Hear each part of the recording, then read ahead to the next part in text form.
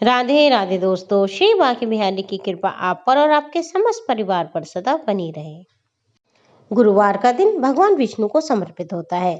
दोस्तों, ऐसी मान्यता है जो व्यक्ति श्रद्धा भाव से गुरुवार को भगवान विष्णु की पूजा करता है और गुरुवार की कथा पढ़ता और सुनता है, उसकी गरीबी और कष्ट भगवान विष्णु दूर करते हैं और उसे सुख सौभाग्य का आशीर्वाद देते हैं। जीवन में सुख समृद्धि के लिए गुरुवार के दिन आप भी इस गुरुवार की व्रत की कथा को अवश्य सुने। बृहस्पति भगवान की कथा इस प्रकार है। एक राजा था जिसके घर में अन्न और धन की कोई कमी नहीं थी, परंतु उसकी स्त्री बहुत ही कृपण थी। वे किसी भिक्षार्थी को कुछ नहीं देती थी, सारे दिन घर के कामकाज में लगी रहती थी।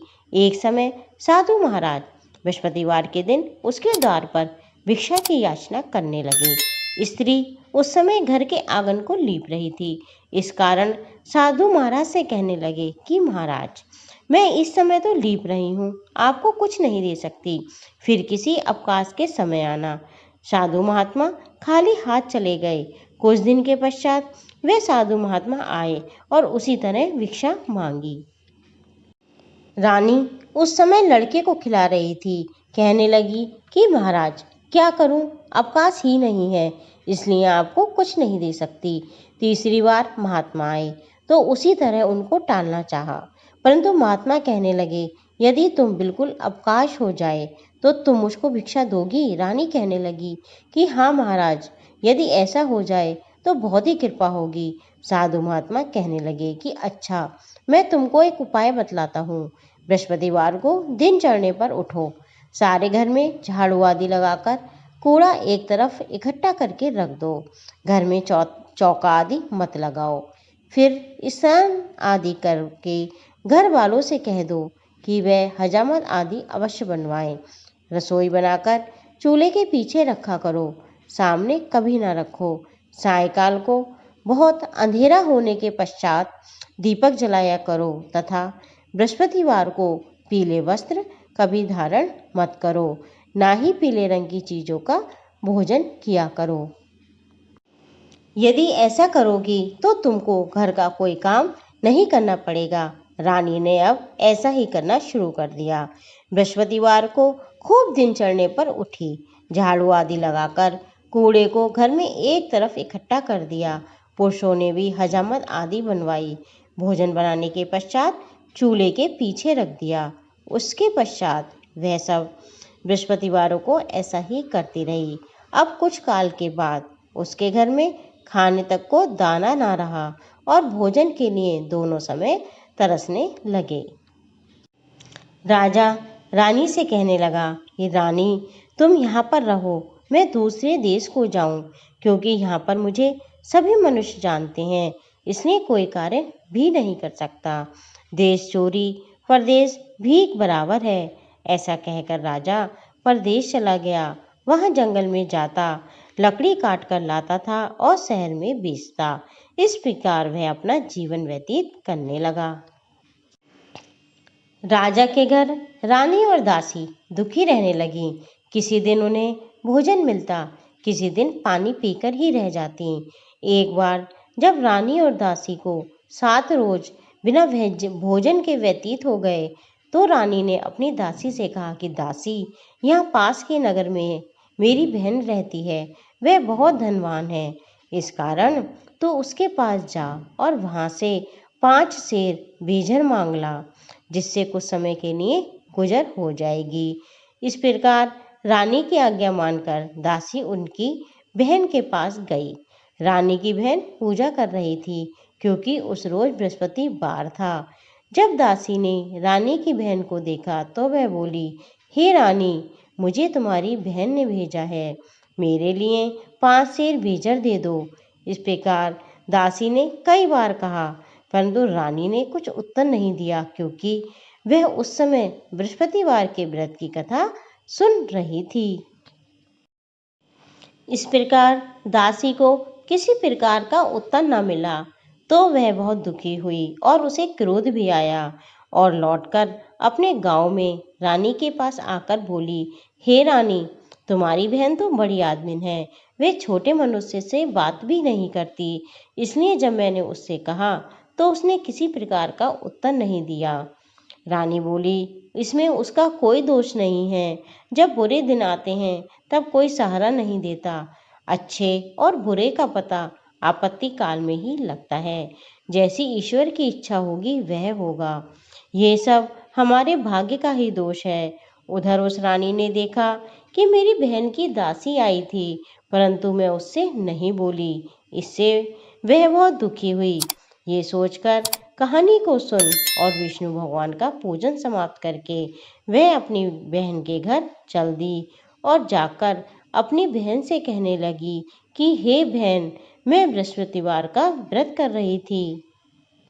तुम्हारी दासी गई, परंतु जब तक कथा होती है जब तक ना उठते हैं और ना बोलते हैं, इसलिए मैं नहीं बोली।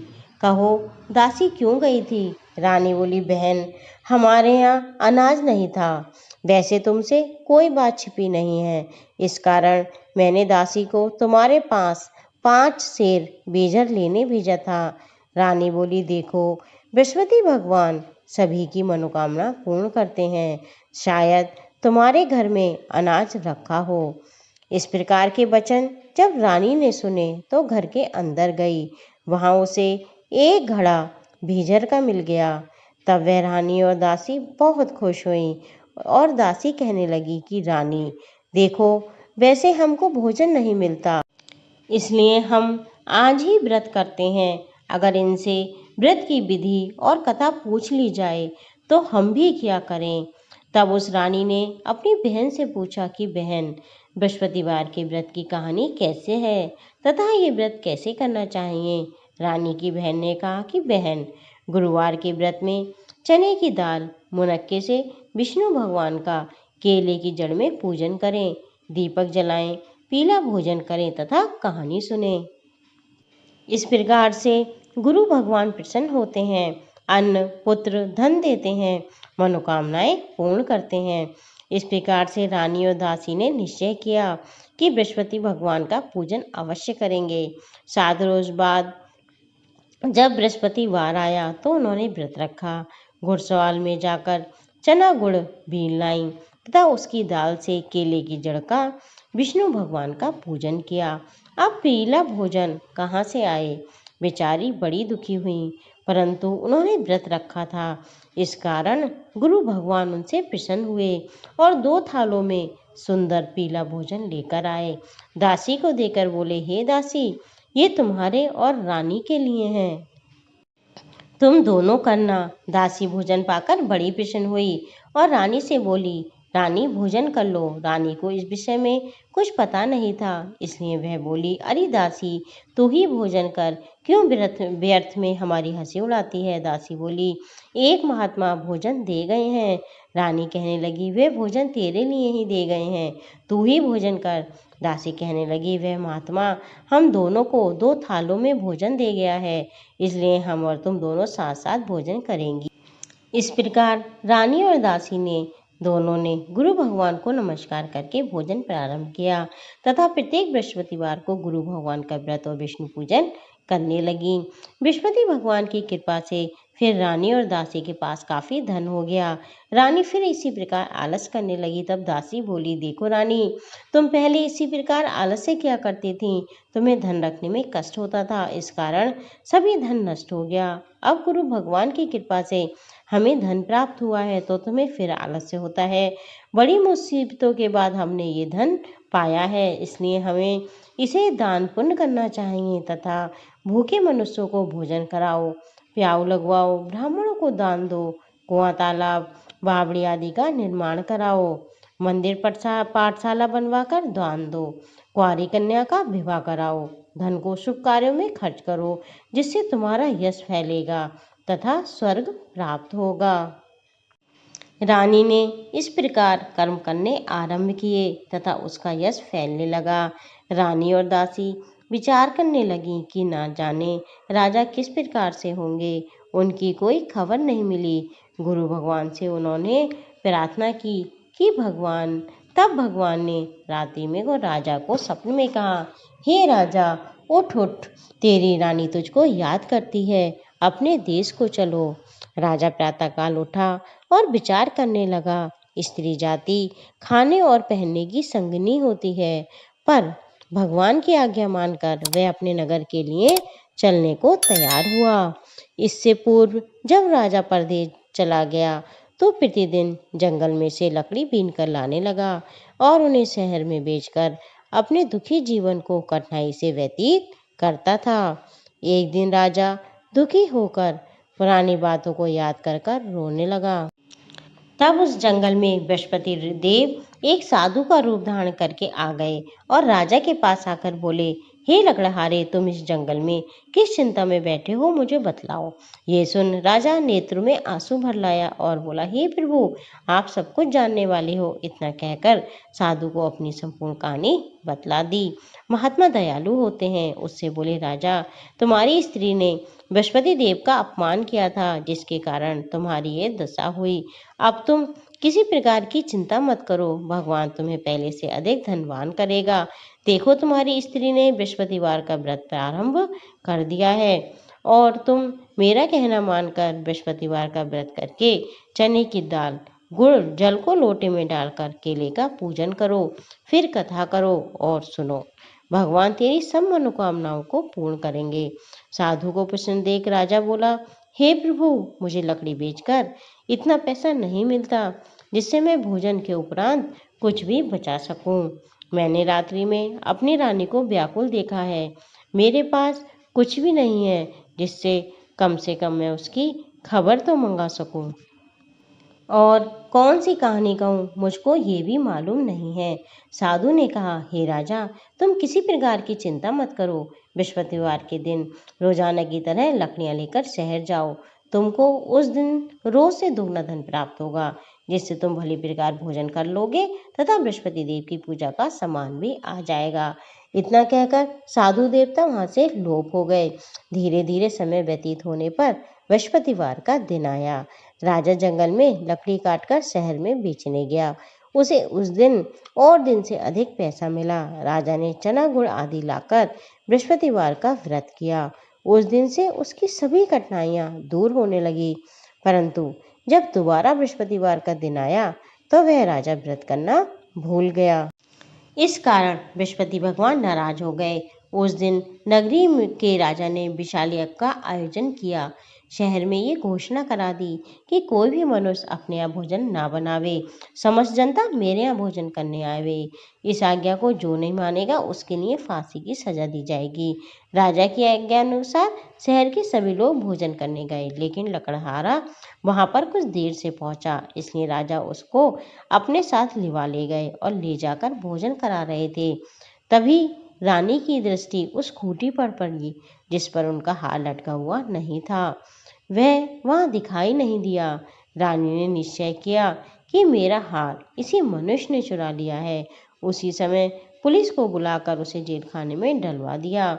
जब राजा जेल खाने में पड़ गया तो वह बहुत दुखी होकर विचार करने लगा कि न जाने किस पूर्व जन्म के कर्म से मेरे लिए दुख प्राप्त हुआ है, और उसी साधु को याद करने लगा जो कि उसे जंगल में मिला था। उसी समय तत्काल बृहस्पति देव साधु के रूप में प्रकट हो गए और उसकी दशा को देखकर कहने लगे, अरे मूर्ख, तूने बृहस्पति देवता की कथा नहीं करी, इस कारण तेरे लिए ये दुख प्राप्त हुआ है। अब चिंता मत कर, बृहस्पतिवार के दिन जेल खाने के दरवाजे पर 4 पैसे पड़े मिलेंगे, उनसे तू बृहस्पतिवार का पूजन करना, तेरे सभी कष्ट दूर हो जाएंगे। बृहस्पतिवार के दिन उसे 4 पैसे पड़े मिले। राजा ने कथा की तो रात्रि में बृहस्पति देव ने उस नगर के राजा को स्वप्न में कहा, हे राजा, तुमने जिस आदमी को जेल खाने में बंद कर दिया है वह निर्दोष है, उसे छोड़ दो। रानी का हार उसी खूंटी पर लटका हुआ है, अगर तू उसे नहीं छोड़ेगा तो मैं तेरे राज्य को नष्ट कर दूंगा। इस प्रकार के रात्रि के सपने को देखकर राजा प्रातःकाल उठा और खूंटी पर हार को देखकर लकड़हारे को बुलाकर क्षमा मांगी तथा राजा को सुंदर वस्त्राभूषण देकर विदा किया। राजा जब नगर के निकट पहुंचा तो उसे बड़ा आश्चर्य हुआ। नगर में पहले से अधिक बाग, तालाब और कुएं, बहुत सी धर्मशाला, मंदिर आदि बन गए थे। राजा ने पूछा, ये किसका बाग और धर्मशाला है? तो नगर के सब लोग कहते हैं, ये सब रानी और दासी के हैं। तो राजा को आश्चर्य भी हुआ और गुस्सा भी आया। जब रानी ने ये खबर सुनी कि राजा आ रहे हैं, तो उसने दासी से कहा कि दासी, देख, राजा हमको कितनी बुरी हालत में छोड़ के गए थे। कहीं हमारी ऐसी हालत देखकर वह लौट न जाए, इसलिए तो दरवाजे पे खड़ी हो जा। आज्ञा अनुसार दासी दरवाजे पर खड़ी हो गई और राजा आए तो उन्हें अपने साथ लेवा लाई। जब राजा ने क्रोध करके अपनी तलवार निकाली और पूछने लगे कि ये धन तुम्हें कैसे प्राप्त हुआ है, तो उन्होंने कहा, ये हमें बृहस्पति देव के प्रभाव से प्राप्त हुआ है। राजा ने निश्चय किया, 7 रोज बाद तो सभी बृहस्पति देव का पूजन करते हैं, परंतु मैं रोजाना दिन में 3 बार कहानी कहा करूंगा और रोज व्रत किया करूंगा। अब हर समय राजा के दुपट्टे में चने की दाल बंधी रहती तथा वह दिन में 3 बार कहानी कहते। एक दिन राजा ने विचार किया कि चलो अपनी बहन के पास हो आए। इस प्रकार निश्चय कर राजा घोड़े पर सवार होकर अपने बहन के यहाँ चलने लगे। मार्ग में देखा, कुछ आदमी एक मुर्दे को लिए जा रहे हैं। रोकर राजा कहने लगा, अरे भैया, मेरे बृहस्पतिवार की कहानी सुन लो। वे बोले, हमारा तो आदमी मर गया है, इसको अपनी कथा की पड़ी है। परंतु कुछ आदमी बोले, अच्छा कहो, हम तुम्हारी कथा सुनेंगे। राजा ने दाल निकाली और जब कथा आधी हो पाई थी, तभी मुर्दा हिलने लगा और जब कथा समाप्त हो गई तो वह राम राम कहकर उठकर खड़ा हो गया। आगे मार्ग में उसे एक किसान खेत में हल चलाता मिला। राजा ने उससे देखा और उससे बोले, अरे भैया, तुम मेरे बृहस्पतिवार की कहानी सुन लो। किसान बोला, जब तक मैं तेरी कहानी सुनूंगा, जब तक 4 हरैया खेत जोत लूंगा। जा अपनी कहानी किसी और को सुनाना। इस प्रकार राजा आगे चलने लगा। राजा के हटते ही बैल पछाड़ खाकर गिर गए और उस मनुष्य के पेट में जोर जोर से दर्द होने लगा। उस समय उसकी माँ रोटी लेकर आई। उसने देखा, अपने पुत्र से सवाल पूछा। बेटे ने सवाल कह दिया तो बुढ़िया दौड़ी दौड़ी उस घुड़सवार के पास गई और उससे बोली, मैं तेरी कहानी सुनूंगी, तू कह, तथा मेरे खेत पर ही चलकर कहानी कहना। राजा ने बुढ़िया के खेत पर कहानी कही, जिससे वह बैल उठकर खड़े हुए तथा किसान के पेट का दर्द बंद हो गया। राजा अपनी बहन के घर कुशलतापूर्वक पहुंच गया। बहन ने भाई की खूब मेहमानी की। दूसरे दिन प्रातःकाल राजा जगा तो वह कहने लगा कि सब लोग भोजन कर रहे हैं। राजा ने अपनी बहन से कहा कि कोई मनुष्य है जिसने भोजन न किया हो तो वह मेरी बृहस्पतिवार की कहानी सुन ले। बहन बोली, भैया, ये देश ऐसा ही है, पहले यहाँ पर लोग भोजन करते हैं, बाद में कोई और काम करते हैं। अगर मैं पड़ोस में देख आती हूँ, अगर कोई होगा तो वह आपकी कहानी सुन लेगा। ये कहकर वह देखने चली गई। जिसने भोजन न किया हो, अतः वह कुम्हार के यहाँ गई जिसका लड़का बीमार था। उसे मालूम था कि उसके यहाँ 3 दिन से किसी ने भोजन नहीं किया है। रानी ने अपने भाई की कहानी सुनने के लिए कुम्हार से कहा। वह तैयार हो गया। राजा ने वहां जाकर बृहस्पतिवार की कहानी कही, जिसको सुनकर उसका लड़का ठीक हो गया। अब राजा की प्रशंसा होने लगी। एक दिन राजा ने अपनी बहन से कहा कि बहन, हम अपने घर को जाएंगे, तुम भी तैयार हो जाओ। ये बात राजा की बहन ने अपनी सास से कही। सास बोली, हाँ, तू चली जाना, परंतु अपने लड़कों को मत लेके जाना, क्योंकि तेरे भाई की कोई संतान नहीं है। बहन ने अपने भैया से कहा कि हे भैया, मैं तो चलूंगी, परंतु कोई बालक नहीं जाएगा। राजा बोला, जब कोई बालक ही नहीं जाएगा तो तुम क्या करोगी? बड़े दुखी मन से राजा अपने नगर को लौट आया। राजा ने अपनी रानी से कहा कि हे रानी, हम निर्वंशी राजा हैं, हमारा मुंह देखने के लायक नहीं है और भोजन आदि कुछ नहीं किया। रानी बोली, हे राजा, बृहस्पति देव ने हमें सब कुछ दिया है, वह हमें संतान अवश्य देंगे। उसी रात्रि को बृहस्पति देव ने राजा से सपने में कहा, हे राजा, उठ, अपनी सभी सोच त्याग दे, तेरी रानी गर्भ से है। राजा को ये समाचार सुन बड़ी खुशी हुई। 9वें महीने में उसके 2 पुत्र पैदा हुए। तब राजा बोला, हे रानी, स्त्री जाति बिना भोजन के रह सकती है, लेकिन बिना कहे नहीं रह सकती। जब मेरी बहन आए तो तुम उससे कुछ मत कहना। उस समय तो रानी ने हाँ कर दी, लेकिन जब राजा की बहन ने यह समाचार सुना तो वह खुश हुई तथा बधाई लेकर अपने भाई के यहाँ आई। तभी रानी कहने लगी, घोड़े चढ़कर तो नहीं आई, गधा चढ़ी आई।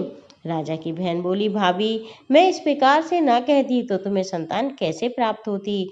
बृहस्पति देव ऐसे ही हैं, जैसी जिनके मन में कामनाएं होती हैं सभी को पूर्ण करते हैं। जो भावना से प्रेम पूर्वक बृहस्पतिवार का व्रत करता है, कथा पढ़ता है अथवा सुनता है तथा दूसरों को सुनाता है, बृहस्पति देव उसकी सभी मनोकामनाएं पूर्ण करते हैं। बोलो बृहस्पति भगवान की जय।